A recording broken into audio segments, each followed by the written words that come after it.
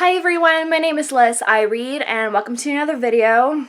This video I'm going to be talking about, unfortunately, my choice to DNF the Throne of Glass series. Yeah, I'm kind of sad that this is where I ended up in my reading journey for Throne of Glass, but I tried really hard to get into the series. I'm really sad that it just didn't work out for me. So in this video I'm just going to talk about what happened, I guess. I should inform you guys there's going to be a lot of spoilers in this video, so this is more of a discussion video than anything. This is not a review. This is just talking about why I've decided to DNF the series. So let's get on with it. I don't have any notes, so we'll just wing this. So let's just talk about my reading journey with this series. I read Throne of Glass, book 1 up until book 5, which is Empire Storms. So I started this series last year in 2019. I read books 1 and 2 during the summer and I really enjoyed them. When I first read Throne of Glass, I was first really excited to get into it and I liked it. I have more fond memories with books 1 and 2 than I have with any other book, unfortunately. I really liked what I was reading, but I wasn't obsessed. And when I'm obsessed with a book, that's pretty much my indicator that I really enjoy the series. If I feel like I can't put it down, if I'm really engaged, if I want to pick up the book again, that is the indicator for me that it's a 5-star read. But it wasn't that. I think for the majority of the book, it was either like a 3 or a 4-star. But then it got really exciting about maybe 3/4 of the way through of book 1. The thing I remember being really mystified by was I didn't understand Aelin as a character. Especially at first, I really didn't like her. She was constantly calculating how she could take anyone out, and she was constantly informing us, oh, I can beat up that guy and that guy over there, but I'm not going to. I was not convinced that she herself was actually an assassin because we didn't actually get to see her in action, and it didn't help that the format of the book, because the form of the book, she doesn't get the opportunity to become or be an assassin. She's in a competition and she has to be careful and not just kill people, right? So I was not overly convinced. It wasn't until book 2 that I was more convinced that she has a brutal past. And I think book 2, Crown of Midnight, is actually one of my favorites. But like I said, it wasn't until maybe 3/4 of the way through that I started really enjoying it. There were some interesting twists and turns that I didn't see coming, and to the point where I was like almost confused. But I ended up really liking it, and I liked a lot of the YA tropes.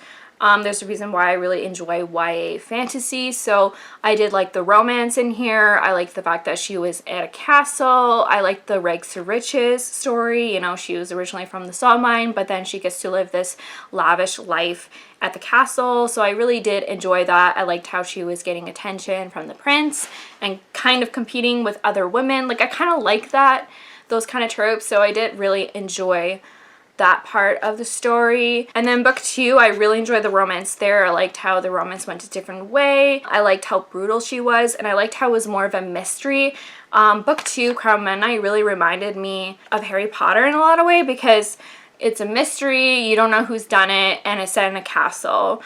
And she's kind of wandering the dungeons and secret passageways, which happens in Harry Potter a lot. So I did really enjoy that, and I think, like I said, it's one of my favorite installments in the series. There was some like big twists that I didn't see coming. I think Crown of Midnight is my favorite, and there was still stuff wrong with it. I still wasn't like obsessed, like I said. So Throne of Glass and Crown of Midnight each got about 4 stars. I would probably say Crown of Midnight is more like 4.5, but I don't really give half stars. So so they're both 4 stars. And then we move on to Arrowfire. So like I said, I read books 1 and 2 during the summer of 2019, and then I took this major break. I don't remember why I stopped reading it, but I did, and it was 2020, and I was realizing I need to make this series a priority. It's a famous YA series. I need to continue, and I liked what I was reading. So I kind of like did a refresher of Crown of Midnight. I read like the last couple chapters, and then I moved on to Arrowfire, and this is where the series started losing me. Like, I remembered quite a bit of it to be able to continue, so I didn't need to reread Crown of Midnight, especially since, like, you almost don't need to read it. Like, you can't, like, you do, but when I picked up Arrowfire, the thing that I really noticed, especially at first, like, was Selena's or Aylin's character regression. Right at the beginning, her character really regressed, and I didn't understand it because she did a lot of growing in Crown of Midnight, and it felt like she was finally, like, accepting who she was because she herself admitted who she was to Kale, and she was going overseas to be with the fairies, and so to me it kind of felt like she was accepting who she was and was starting this journey in order to become who she's supposed to be. And then when we first start the story, she's like in this really bad mental state, huge depression, and it just didn't make sense. Like, I didn't understand why she was, like, I guess I kind of, but it didn't make sense for her character, so I was really confused there. And then I hated how everyone was separated. One of my favorite parts about this book was Selena, or Aylin, was with Kale and Dorian, and then they were separated. And then not just that, they brought in this brand new character of Manon, and I found the Manning chapters really boring. I couldn't care about these witches and their wyverns because they're brand new characters, and my time and effort was already invested with Dorian, Kale, and Selena, and I couldn't be bothered learning about these new characters. So I found their characters really boring. Kale, Dorian's, and Adian's were not much better, but they were a little bit better. I didn't find myself overly bored or feeling like I was pushing myself through. My favorite chapters were Aylin's and Aylin and Rowan's chapters. I really enjoyed those chapters. But again, I still had problems. Once they were finally together, I did enjoy those segments more, but their relationship was really confusing. I liked how it was a very slow burn for them, but by the time they got to the end, I understood her feelings for Rowan, but it wasn't really clear until, like, right at the end how he was feeling, and I wish the author kind of had more segments from his perspective throughout the story, so we understood that he actually did have feelings for her. So once they got together, I found that really confusing. It was a slow slog. It was a slog for me during book 3.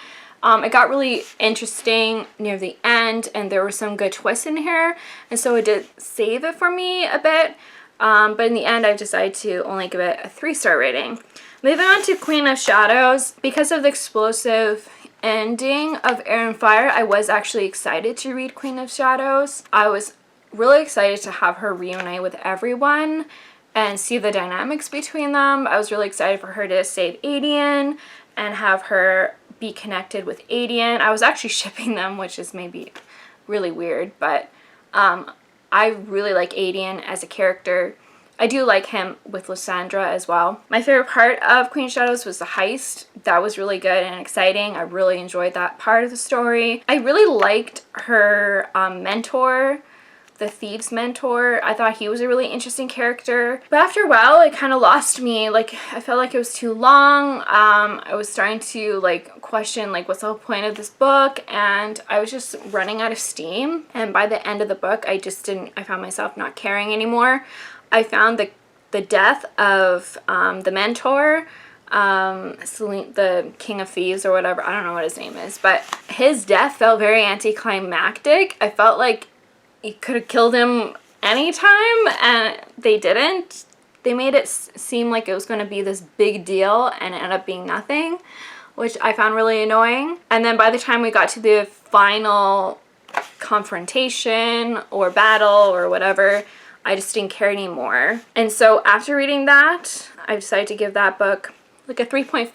Like, it's better than Arrowfire, but it's not as good as Throne of Glass and Crown of Midnight. So by the time I finished Queen of Shadows, I was honestly contemplating not finishing the series. But I took a break and I asked people on Twitter, should I keep reading? And they said yes. And so I picked up Empire of Storms, and I did really like it. And there were some things I really liked. By this point, I should mention for Queen of Shadows, I did really like Manon's chapters a lot. That was probably my favorite part of the book. And Empire of Storms, I did like her segments as well. But by the time she became united with Aylin and her gang, I didn't like it anymore. I don't know why, but I didn't like it. And then I liked Elide's chapters a lot. Her and Lorcan, really liked their chapters. Those were my favorite. I really liked those chapters and I was really excited to see where that story was going to go. By this point, I was trying really hard. I was enjoying it. Empire of Storms, I was enjoying it, but by the time I got to about 400 pages, like, I made a good effort. I felt like I was forcing myself to pick up the series or the book and just forcing myself to read it. So since I was getting tired of forcing myself to pick up the book, I was losing interest. So I pretty much decided to stop reading it. My biggest problem with this series is mostly Aelin. I just was finding myself not rooting for her anymore, and I didn't really care. Like, she's fine, like, I don't hate her or anything, but I realized if I don't really care about a character, especially the main character, it's hard to enjoy the rest of the series. I wasn't invested in her, and if my investment was only with some of the side characters, then the series has lost me. And it's really unfortunate because I see a lot of good things with this series. I see a lot of, like, the writing's really good. I know that. A lot of the characters are really well developed. So I saw a lot of potential for this author. And so I am really excited to read other things because that's the thing that's so frustrating. I saw so many glimpses of really good things. And I saw a lot of potential for this author. And so I understand why a lot of people like this series. It makes a lot of sense because I see all the good things that I do like. It's just not matched up with the right characters for me. I think Aelin would have made a really good side character, and I think she would have been a really fun and strong side character that everyone would have fallen in love with. But the fact that she was the main character, it was hard for it to carry on. It's really sad that's the direction that my feelings have went. I'm glad that I did try this series out.